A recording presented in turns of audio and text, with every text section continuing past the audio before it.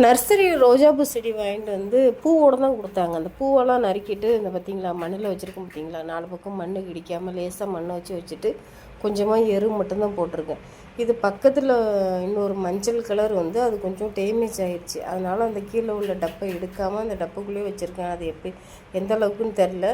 நான் அதை வந்து பெருசாக இது பண்ணல. அந்த ரெட் கலர் மட்டும்தான் நான் உங்களுக்கு ஃபஸ்ட்டு காமிச்சிருப்பேன். ஃபுல்லாக கட் பண்ணிட்டேன். நான் கட் பண்ணிட்டு திரும்பி அடுத்து பாருங்கள், அந்த கட் பண்ணது எல்லாமே துளிரிடுச்சு. கொஞ்சம் நல்லா தெளிவாக தெரியும் பாருங்கள். எல்லாமே துளிர் விட்டுருச்சு. அந்த துளிர் விட்டுருச்சா, அந்த துளிர் விட்டது ஃபுல்லாகவே திரும்பி அப்படியே பூவாக மாறிடும். அவ்வளோதான். இதில் நம்ம வேறு ஒன்றும் பண்ண போகிறதே கிடையாது. சரியா? அவங்க கொடுக்குற செடி வாங்கிட்டு வந்து நம்ம மண்ணில் வச்சுட்டு கொஞ்சமாக எரு வச்சு மண்ணை வச்சு இடிக்காமல் வச்சுட்டோம் அப்படின்னு சொன்னாக்கா அது பூ நம்ம திரும்பி அந்த மறுபடி இந்த பூ இருக்குல்ல, இதையும் ஃபுல்லாக கட் பண்ணி விட்டுறணும். பூ நம்ம அழகாக இருக்குன்னு நம்ம பறிக்காமல் விட்டுறோம்னா அதான் நம்ம பண்ணுற பெரிய தப்பாக இருக்கும். அதை நீங்கள் கரெக்டாக பண்ணிங்கனாக்கா கரெக்டாக பூ கொடுக்கும். பிடிச்சிருந்தால் லைக் பண்ணுங்கள், சப்ஸ்கிரைப் பண்ணுங்கள். தேங்க்யூ.